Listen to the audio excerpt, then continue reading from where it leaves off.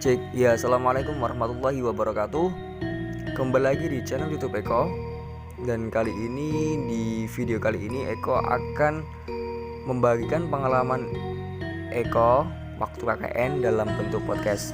Ya, jadi ini podcast perdana Eko. Semoga teman-teman pada suka. Dan jika kalian suka dengan video ini, jangan lupa untuk tekan tombol like dan jangan lupa untuk subscribe agar Eko selalu bisa semangat untuk membuat konten. Semoga video ini bisa menemani kalian untuk selalu di rumah saja. Selamat mendengarkan. Cek. Ya, jadi ini pengalaman pribadi Eko dan teman-teman waktu pelaksanaan KKN, tepatnya di bulan Agustus kemarin tahun 2019. Jadi kami terdiri dari 15 orang dalam satu kelompok. Kebetulan Eko sendiri sebagai koordinator desanya atau Kordes. Kami KKN di sebuah desa, sebut saja namanya Desa Mawet. Ya, Desa Mawet ini adalah salah satu desa yang ada di kecamatan yang letaknya masih di kota sih sebenarnya. Akan tetapi di Desa Mawet ini banyak cerita-cerita yang akan Eko bagikan. Tentunya cerita ini berdasarkan pengalaman pribadi Eko dan teman-teman kakak Eko. Jadi singkat cerita, sebelum kita menempati desa ini, dari pihak kampus membebaskan untuk memilih desa manapun asalkan masih dalam lingkup kecamatan yang dipilih sebagai tempat KKN dari kampus. Jadi kecamatan ini sudah ditentukan oleh kampus, akan tetapi setiap kelompok boleh memilih desa untuk sebagai tempat KKN. Jadi seperti itu. Singkat cerita, sebelum aku survei ke tempat ini, jadi ada salah satu temanku yang sebelumnya udah ngasih surat izin tempat KKN kepada pemerintahan desa, dan akhirnya 1 minggu kemudian disetujui oleh pemerintahan desa. Dan setelah itu kurang lebih 1 minggu, kita beberapa teman untuk survei tempat ke desa, lalu untuk menanyakan bagaimana nanti prospek ke depan seperti itu. Jadi datang ke pemerintah desa bahwasanya ingin cek lokasi atau kiranya nanti kita akan tinggal di mana seperti itu. Dan waktu itu kita dikasih kunci untuk bisa cek survei lokasi rumah dinas. Jadi kita diarahkan oleh pemerintah desa untuk tinggal di rumah dinas seperti itu. Karena apa? Karena di rumah dinas itu rumahnya udah kosong, dan harapannya dari pemerintah desa bisa ditempati oleh KKN dan untuk bisa fokus di RW situ saja. Tibalah sampai di rumah dinas, jadi kurang lebih pada waktu setelah duhur ya. Jadi siang hari aku dan temanku membuka pintu rumah dinas, kita cek lokasi, cek dalamnya. Kesan pertama masuk itu rumahnya bener-bener kotor yang pertama, tapi nggak terlalu kotor sekali karena katanya masih sering dibersihkan oleh ada petugas kebersihan di situ. Di depan rumah rumput ilalang masih tinggi-tinggi sekali, dan sepertinya ini akan membuat kerjaan baru nih. Sebelum masuk kita harus bersih-bersih semuanya, mulai dari halaman sampai semua dalam-dalamnya.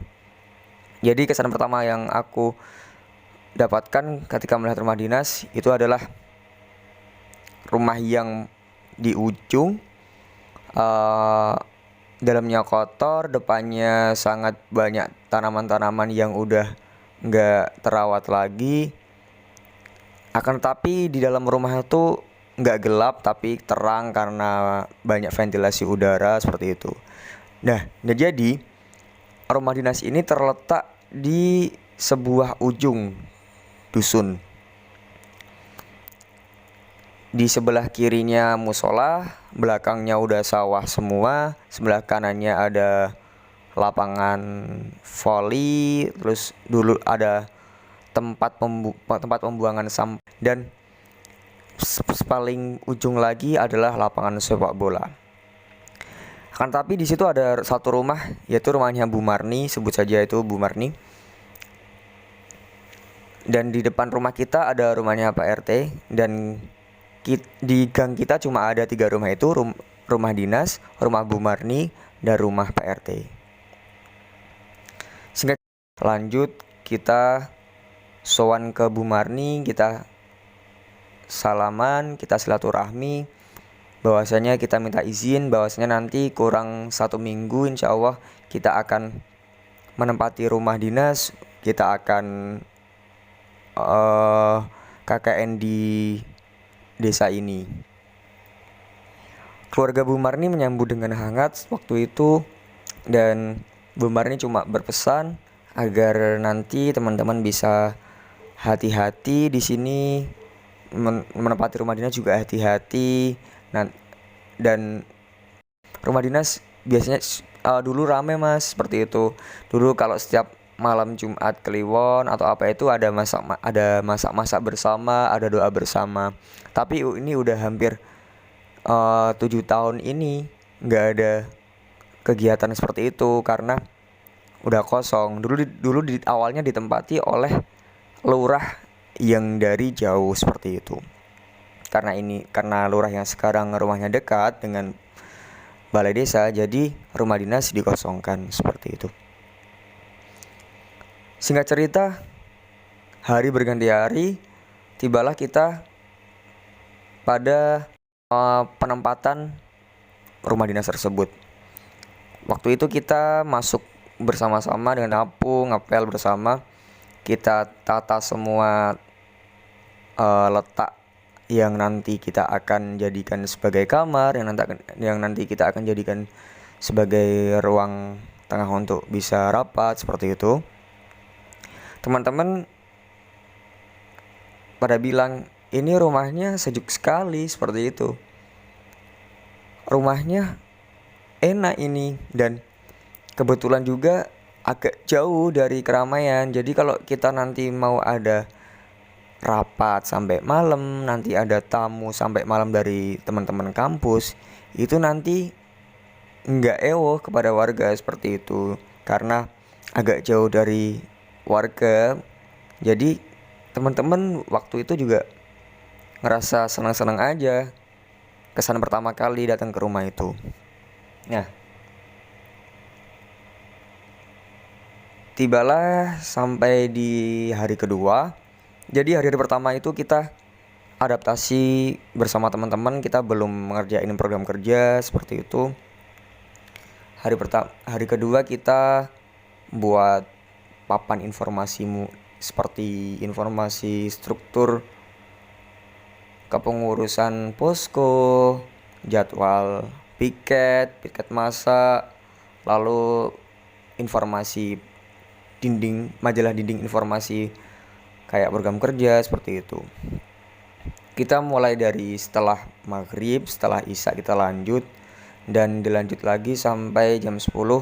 Tetapi teman-teman udah mulai capek, sebagian ada yang udah tidur, dan sebagian lagi ada yang masih mainin HP.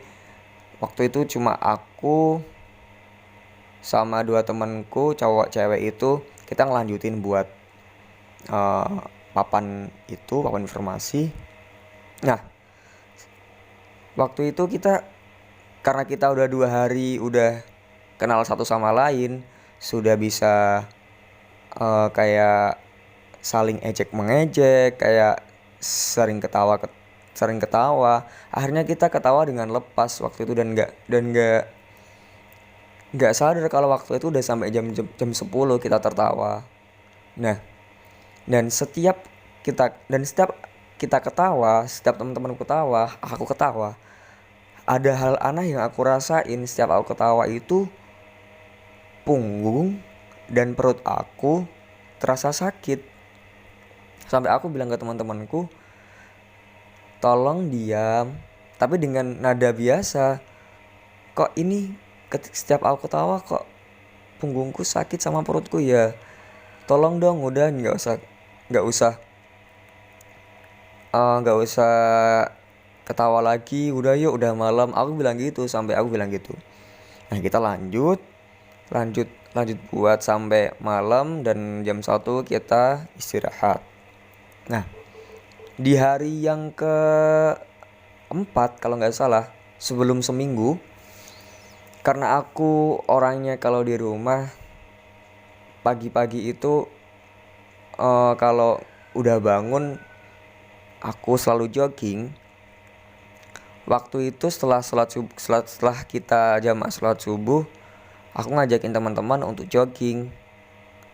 Akan tetapi teman-teman banyak yang tidak mau, dan akhirnya aku jogging sendiri. Dan pada waktu jogging, aku menuju ke lapangan yang paling ujung karena aku penasaran pengen lihat lapangan itu. Di tengah perjalanan, ketika aku jogging, ketika aku jalan mulai lamban, tanpa aku ketahui, aku kaget melihat seorang kakek-kakek kisaran umur 50-an ke atas itu lagi memotong kayu di seberang jalan, tepatnya di sebuah kebun. Akan tetapi yang aku aneh, yang membuat aku kaget, dari jauh aku nggak lihat kalau ada orang satu pun di situ. Tapi kenapa ketika aku hampir sampai lapangan, seketika aku kaget melihat di samping aku di sebuah kebun ada seorang kakek-kakek yang sedang memotong kayu. Seketika aku langsung kaget dan tidak menyapa beliau. Aku hanya berteriak waktu itu. Tapi seketika itu aku nggak berani lihat beliau karena aku kaget waktu itu. Nah, setelah sampai lapangan, sepi banget emang lapangan itu, karena samping kanan kiri, depan, belakang udah nggak ada bangunan sama sekali. Jadi udah hamparan sawah lepas semuanya. Jadi setelah aku sudah di lapangan, aku pulang. Aku mulai sarapan lagi, kita aktivitas lagi. Nah, malam harinya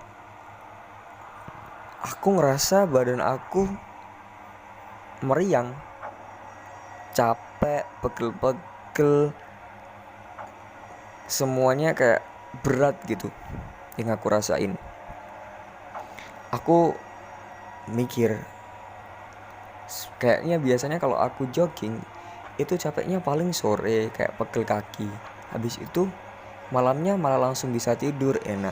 Akan tapi waktu itu aku malah kayak ngerasa badan itu pegel semua, berat semua.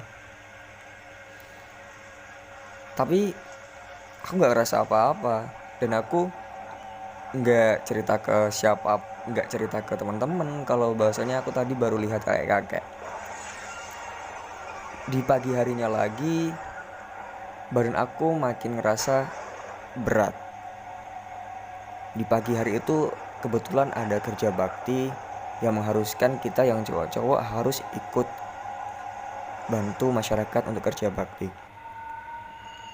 Kan tapi aku ngerasa sampai badanku gak kuat dibuat jalan, dan aku memutuskan untuk istirahat aja di posko.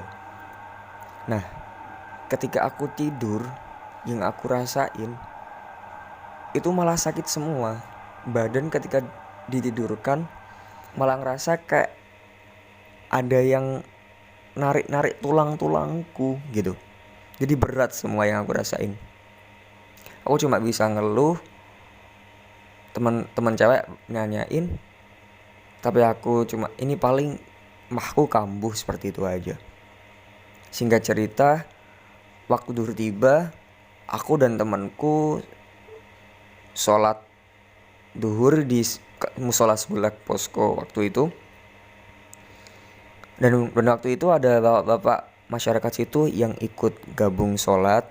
Dan setelah kita sholat selesai, bapak-bapak itu ngajak kami ngobrol di depan musola dan menanyakan, kita ngobrol, berkenalan dengan bapak tersebut. Lalu kita ngobrol dari mulai program kerja KKN, dari apa yang dirasakan selama KKN di sini udah seminggu. Dan yang bikin aku tercengang dan kaget, di sebelum akhir pembicaraan bapak tersebut bilang, "Mas, nanti jangan kaget. Misalnya kalau ada apa-apa, nggak usah kaget." Seperti itu. Maksudnya gimana? Aku tanya ke bapak itu. Bapak itu menjawab, "Jadi di sini itu banyak kehidupan yang Mas mungkin nggak tahu dan mungkin nanti Mas akan merasakan dan teman-teman seperti itu." Ini bikin aku penasaran lagi kan. Seketika aku merinding waktu itu. Lalu aku tanya kepada bapak, "Pak, emang ada apa di sini?" Jadi di sini tuh yang sering muncul itu simbah-simbah dan perempuan cantik seperti itu. Jadi tambah merinding lagi kan aku. Seketika aku langsung ngomong bahwasanya, "Pak, kemarin saya baru lihat simbah-simbah selekas subuh masih petang itu potong-potong kayu di kebun." Dan itu aku melihatnya dengan kaget itu, Pak. Terus jadi aku nggak bisa sapa beliau seperti itu. Nah, dan sekarang yang aku rasain, aku badannya lemes semua, Pak, kayak meriang gitu. Kata bapak tersebut, "Nggak apa-apa, nggak usah takut, yang penting sering-sering baca doa." Mungkin beliau mau menampakkan karena orang baru seperti itu, sebagai pengenalan. Bapak tersebut bilang itu seperti aku. Seketika aku bilang terima kasih kepada bapaknya. Nanti akan saya sampaikan kepada teman-teman untuk bisa hati-hati ketika bertindak seperti itu. Lalu kebetulan temanku ada salah satu temanku di posko juga, dia atlet, dia ikut perguruan pencak silat di kampus. Jadi mungkin dia tahu menahu lah tentang hal seperti itu. Akhirnya aku cerita kepada dia dan dia menanyakan kepada aku apa butuh pertolongan, apa mau ditangani atau enggak. Jadi seketika itu karena aku merasa takut, karena aku nggak pernah merasakan hal-hal yang aneh seperti ini, akhirnya aku minta kepadanya untuk sebenarnya ada apa dengan aku seperti itu. Jadi temanku mengajakku ke kamar posko. Waktu itu kamar posko pintu ditutup, aku suruh diam, nggak usah, kalau ada apa-apa nggak usah takut, yang penting yakin. Jadi waktu itu temanku ngambil minyaknya dalam tas, mengoleskannya ke tangan aku dan leher aku, dan seketika aku mual dan mau muntah. Dan suaraku tuh keras banget, kayak orang masuk angin gitu. Jadi teriak-teriak mual muntah gitu. Seketika aku langsung keluar dari kamar dan masuk kamar mandi. Teman-temanku pada ngelihatin ke aku semua dan pada tanya, "Ada apa sebenarnya?" Tapi aku gak berani jawab karena aku gak ingin semua temen panik. Dan waktu itu aku membohongi mereka dengan, "Ini gak apa-apa, aku kayaknya mahnya kambuh cah." Seperti itu aku bilang seperti itu. Dan aku tanya kepada temanku yang tadi nangani aku, kata dia, "Gak apa-apa, dia cuma jahil, cuma iseng, katanya mau kenalan aja." Ya bagaimana mau kenalan? Aku aja kalau dengar cerita kayak gini sebenarnya agak takut, apalagi diajak kenalan dan amit-amit kalau nanti sampai nempel, dan aku nggak mau seperti itu. Jadi setelah itu aku mendam semua cerita ini dari teman-teman. Kan tetapi hari berganti hari, banyak kisah-kisah yang agak ganjal. Mulai dari yang pertama, jadi salah satu teman aku cewek ini, namanya sebut saja Kak C. Dia itu senior kami, lebih tua dari kita di situ.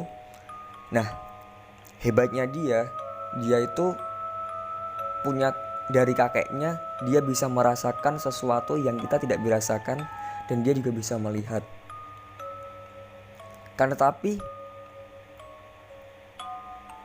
keadaannya dia itu ketika di posko energinya bertentangan. Jadi itu dia bisa melihat akan tapi tidak bisa mengontrol dirinya sendiri.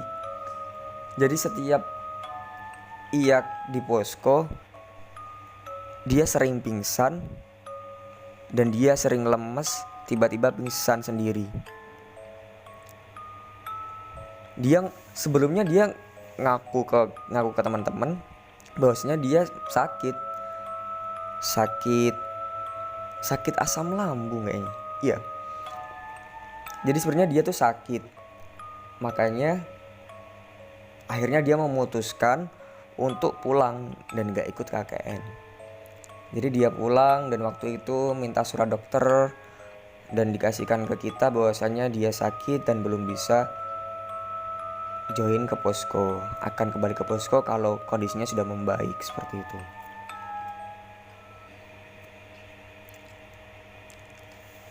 KKN terus berjalan waktu itu, dan pada suatu malam ada satu temanku cewek yang tiap mau tidur dia oles-olesin minyak misik yang bau-bau melati seperti itu.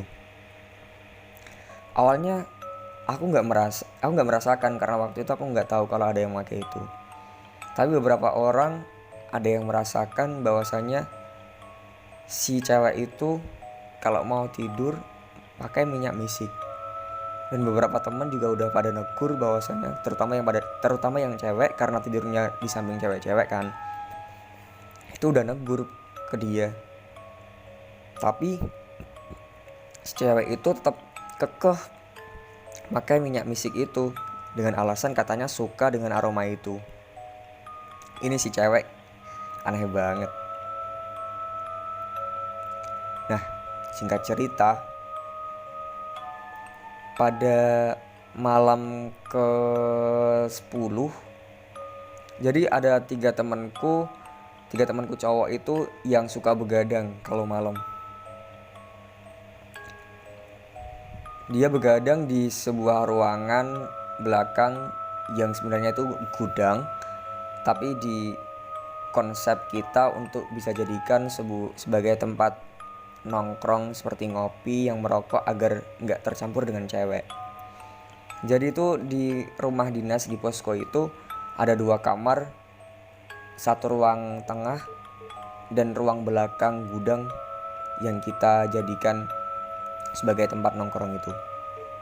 Nah, setiap malam cewek tidur di 2 kamar tersebut dan cowok tidur di ruang tengah, di ruang TV. Nah, pada suatu malam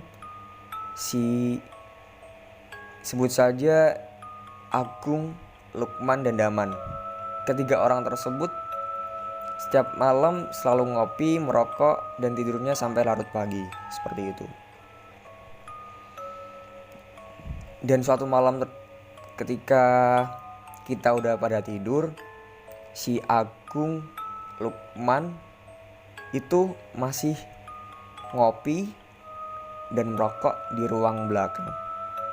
Dan si Daman izin pergi karena dia kalau malam itu narik ojek online, seperti itu. Pada pukul 12 lebih, pintu belakang itu ada yang ketuk-ketuk. Nah, si Agung bergegaslah buka pintu belakang. Kan tapi tidak ada seorang satupun. Padahal dikira itu si Daman yang pulang, kan tapi nggak ada. Tutuplah kembali dia, si Agung nutup pintunya. Nah, masih belum berpikir terlalu dalam sih waktu itu si Agung sama si Lukman. Nah, tambah lama-lama sifat apa ya, dia merasakan sifat takutnya mulai muncul setelah beberapa menit bukakan pintu tapi nggak ada orang itu. Akhirnya si Agung ngode ke Lukman bahwasanya kita tidur aja, nggak nyaman ini, seharusnya kita tidur aja, seperti itu bilang ke si Lukman. Nah, si Agung dan Lukman pada malam itu seketika tidak berani tidur di belakang, langsung gabung ke teman-teman cowok, tidur di ruang tengah di depan TV. Pada pukul jam 1 kurang lebih, si Agung belum memejamkan mata dan dia melihat hal yang aneh menurut dia. Dia melihat sosok nenek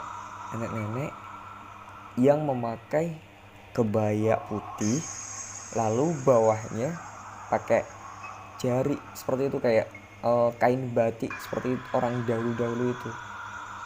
Dan si nenek itu jalan pakai tongkat. Dan anehnya lagi, si nenek itu jalan ke belakang lalu bisa merayap sampai ke atap. Seketika itu si Agung sadar nggak sadar harus memejamkan mata dan tidur. Paginya dia baru cerita ke aku, karena nggak mau teman-teman cewek tahu. Dia baru cerita ke teman-teman cowok bahwasannya hal aneh tadi malam terjadi di Agung dan si Lukman. Nah, di suatu malam kemudian, tepatnya di malam Jumat Kliwon, karena aku sudah merasakan hal-hal yang aneh dan beberapa teman sudah merasakan itu, jadi kita lebih hati-hati. Setiap malam kita tidurnya harus saling menjaga. Di suatu malam Jumat Kliwon, si Daman di posko waktu itu. Nggak tahu kenapa tiba-tiba si Daman membakar sampah hasil kita itu, membubuti rumput-rumput itu dibakarlah oleh si Daman, tapi malam hari. Ketika aku keluar dari posko, menegur sama dia, kenapa harus dibakar malam hari kalau besok kita bisa bakar. Kata dia, biar semua selesai. Aku merasakan ada yang aneh nih dari si Daman. Seketika angin kencang datang dari lapangan itu, kelihatan sekali bahwasanya kayak angin apa ya, angin tornado kecil seperti itu, keras banget, dan sampai menggoyangkan jendela depan posko.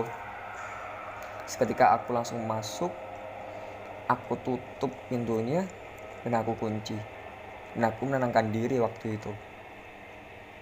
Dan setelah itu aku langsung tidur sama teman-teman, dan aku nggak membahas angin tadi, kan, tapi kita langsung tidur. Nah, dan pada malam hari itu pula si Daman nggak tidur, dia ada di belakang, di ruang belakang, tepatnya di tempat biasa kita ngopi dan ngerokok. Pada dini hari, nggak tahu jam berapa waktu itu, si Daman dengar suara kayak delman, tapi nggak tahu di mana. Arahnya dari belakang rumah. Si Daman hanya bisa dengar dan memastikan bahwasanya itu suara apa, dan dia yakin bahwasanya itu suara delman. Dan dia baru cerita ke aku pagi harinya seperti itu. Nah, dari sini kok tambah aneh ini, tambah bermunculan ya peristiwa-peristiwa aneh. Dan peristiwa aneh lagi, ketika teman-temanku yang cewek berhalangan, itu pasti meriang dan sakit, lemesnya minta ampun. Dan yang dirasakan beberapa teman, juga termasuk aku, pergelangan tangan itu selalu berat. Pergelangan tangan kayak tulang-tulang kaki, pergelangan kaki itu berat yang dirasakan. Dan itu kadang kerasa, kadang enggak, kadang kerasa, kadang enggak.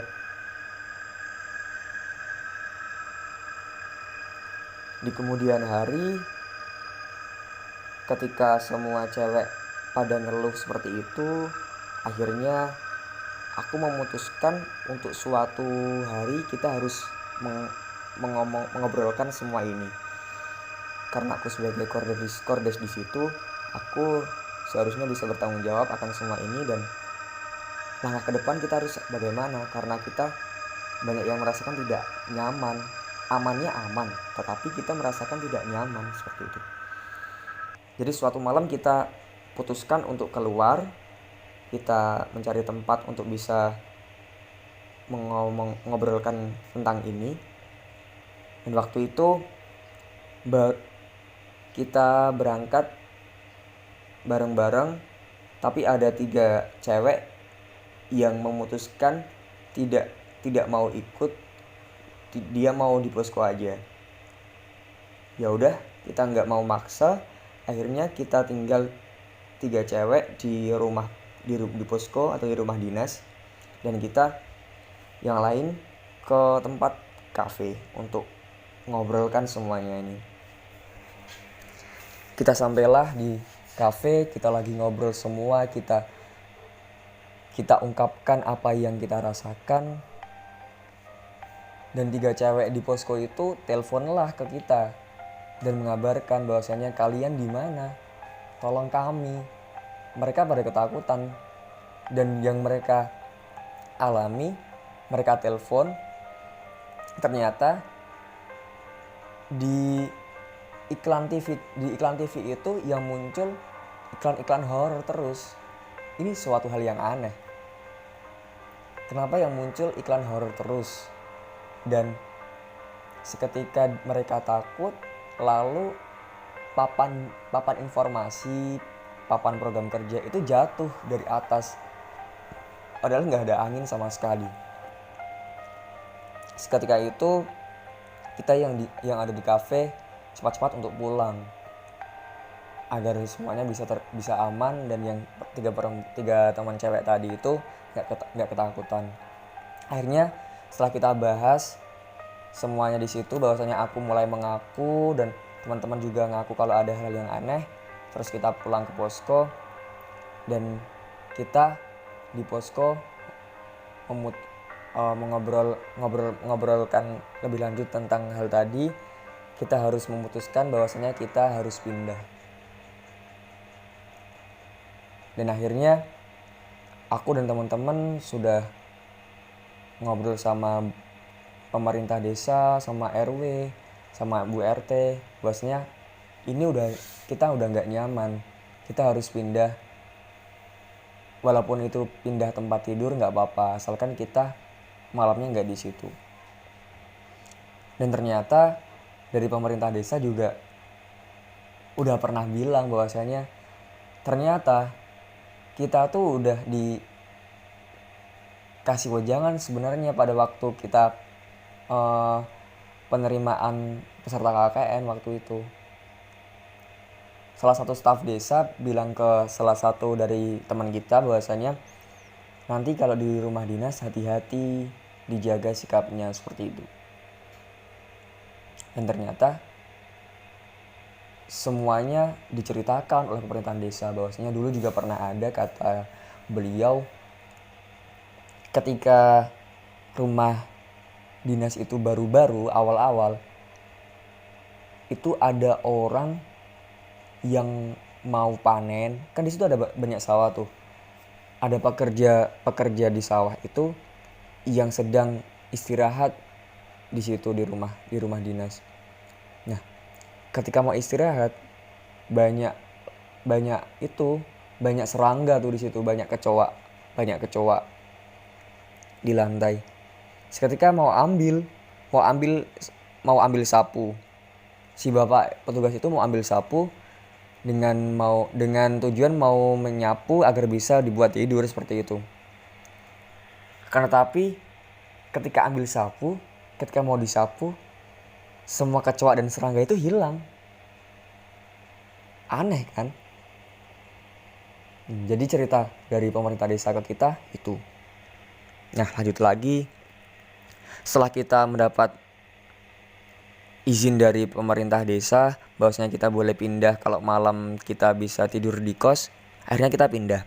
Nah, akhirnya kita menemukan sebuah kos yang kita bisa tempati bersama, yakni di desa seberang. Kita bersyukur bisa menemukan tempat kos karena bisa tidur dengan nyenyak, dan pagi sampai sore kita bisa mengerjakan program kerja dengan maksimal. Suatu hari ketika kita udah pindah di kos, kita masih merasakan hal-hal aneh. Kalau kita datang ke rumah dinas, ke posko, itu pegel-pegel itu kerasa kadang. Tapi kalau sampai kos itu nggak pernah kerasa sama sekali. Itu suatu hal yang aneh. Dan di rumah dinas itu kan kita pagi sampai malam jam 8. Jadi kalau siang kita tidur juga di rumah dinas.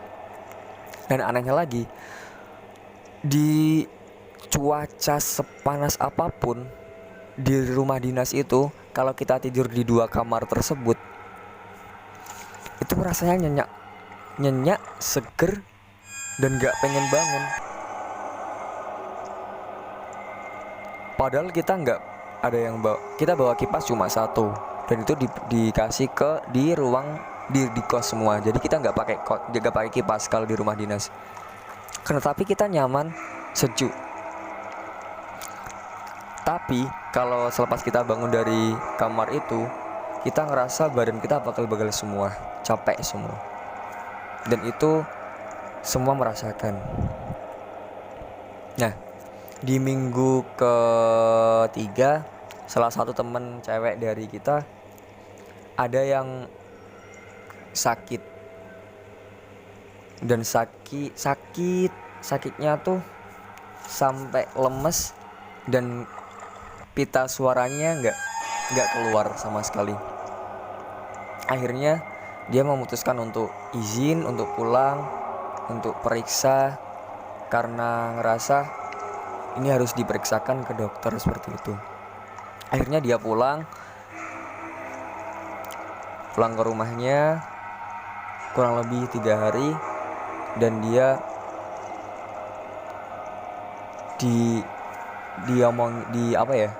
dikasih nasihat sama bapaknya, katanya suruh hati-hati, suruh menjaga sikap di sana. Nggak tahu atau itu ada gangguan mistis atau enggak, kita juga nggak tahu, tapi cuma dikasih wajangan sama bapaknya bahwasanya semuanya harus tetap hati-hati seperti itu. Di minggu keempat, ketika Kak Sei itu datang ke posko karena dia sudah hampir lama di rumah, Kak Sei dengan keadaan yang masih lemas datang ke posko, diantar dengan calon suaminya waktu itu naik mobil. Dia bisa ngobrol, dia bisa jalan, tapi masih lemes. Dan waktu itu siang hari tepatnya, Kak C tiba-tiba mendadak pingsan dan gak bangun waktu itu. Aku khawatir waktu itu seketika, ada apa ini? Gak bisa bangun. Setelah itu kita teriakin dia, kita minta dia untuk mengucap kalimat-kalimat istighfar.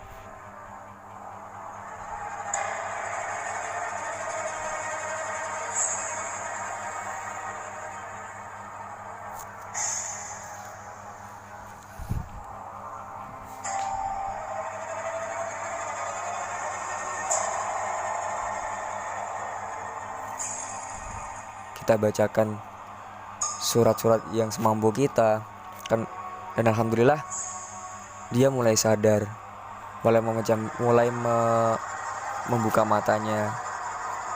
Akan tetapi mulutnya nggak bisa bergerak sama sekali.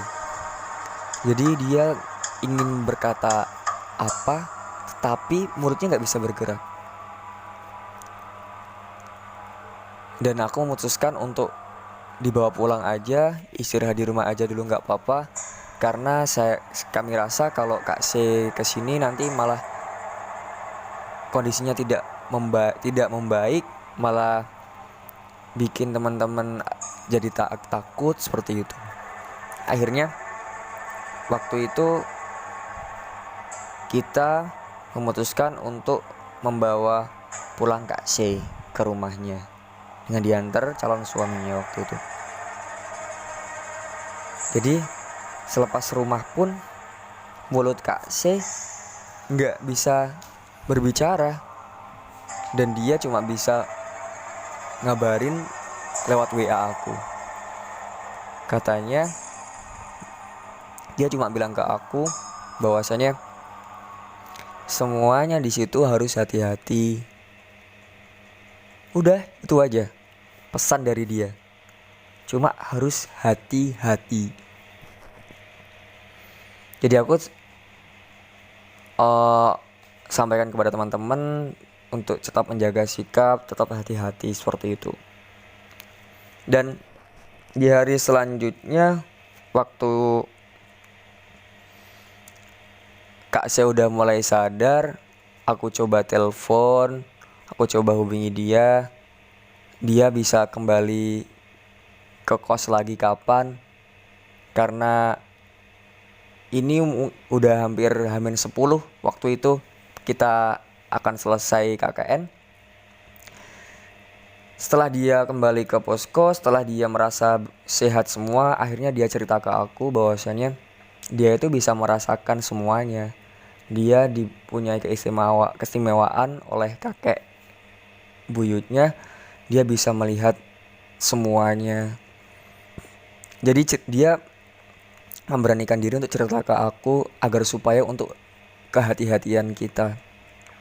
Jadi dia bisa melihat anak-anak yang main di depan rumah dinas, melihat sesuatu yang muncul tiba-tiba di kamar rumah dinas seperti itu. Sampai dia pernah suatu malam sebelum kita pindah, itu gara-gara temanku yang pakai parfum itu mau pakai parfum, dia menjerit-jerit ketakutan, langsung pingsan. Kukira dan dikira teman-teman dia kesakitan karena sakitnya, tapi dia baru ngomong dan baru mengakui ke aku bahwasanya sebenarnya dia tuh sering melihat sosok-sosok itu muncul tiba-tiba di kamar. Dan yang dilakukan temanku yang pakai minyak misik itu seharusnya salah. Dia menempatkan sesuatu tidak pada tempatnya, yang akhirnya membuat makhluk itu semakin ingin penasaran dan ingin muncul seperti itu. Singkat cerita, ketika semuanya sudah hampir selesai, Hamin 5 hari kita mau penarikan. Kurang 5 hari lagi kita bisa kembali ke kampus lagi dan selesai dalam masa KKN ini. Akhirnya teman-teman dan aku sepakat untuk penasaran sebenarnya ada apa di rumah dinas ini. Dengan cara kita memasang kamera. Jadi waktu itu si Lukman memberanikan diri untuk HP-nya dijadikan korban untuk merekam suasana malam di rumah dinas. Jadi sebelum malam kita pulang ke kos, jadi Lukman dan kita memasang HP-nya stay kameranya untuk stay di ruang belakang di rumah dinas. Lalu kita pulang dan paginya kita ambil lagi tuh si HP dan kita tonton bareng-bareng ada sesuatu apa yang telah terekam di kamera tersebut. Dan ketika kita tonton bersama,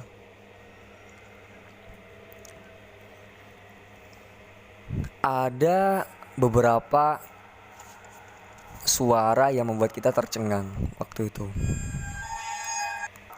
Jadi yang terekam di kamera HP tersebut bukan visual, akan tetapi suara-suara yang agak nggak jelas, malah nggak jelas seperti itu. Kayak suara kehidupan seperti buka pintu, tutup lemari, buka laci, tutup, seperti itu.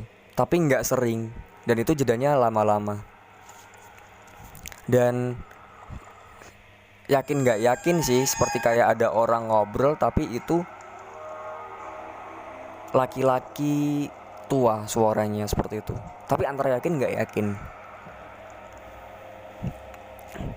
Dan dari itu kita juga bisa memahami bahwasanya benar-benar di rumah dinas itu ada kehidupan seperti itu. Nah, sebenarnya ide untuk memasang kamera tersebut muncul pas minggu kedua, tapi banyak yang gak setuju karena kita masih takut kalau nanti muncul di video itu nanti kita malah gak jadi melanjutkan KKN di tempat itu. Makanya kita memutuskan merekam semuanya itu di malam H-5 hari seperti itu. Dan sebelum pulang semua kondisi sudah membaik, yang sakit-sakit akhirnya udah sembuh karena ikhtiar kita, karena kita selalu mewanti-wanti untuk teman-teman untuk selalu jaga sikap, selalu tetap berdoa. Dan kita sebelum pulang juga udah pamit ke teman-teman. Sebelum pulang kita juga ada acara doa lagi. Hari pertama kita doa bersama, sholat bersama di situ, dan sebelum pulang kita juga doa bersama. Dengan harapan kita pulang dengan keadaan selamat waktu itu. Dan alhamdulillah KKN 40 hari udah selesai. Kita pulang dengan keadaan yang baik-baik saja, tanpa suatu gangguan apapun. Dan akhirnya kita telah selesai KKN. Sekian cerita dari Eko. Semoga cerita ini bisa kita nikmati bersama-sama. Semoga bisa menghibur semuanya agar tetap di rumah saja. Dan ingat, tetap jaga sikap dimanapun kita berada. Bahwasanya dimanapun tempatnya, alam ini bukan alam kita sendiri, tapi masih banyak makhluk ciptaan Tuhan yang diciptakan untuk mengisi semua alam. Jadi untuk teman-teman tetap semangat dan semoga sehat selalu, tetap yakin dan tetap menguatkan iman kita kepada Tuhan Yang Maha Esa. Sekian, assalamualaikum warahmatullahi wabarakatuh.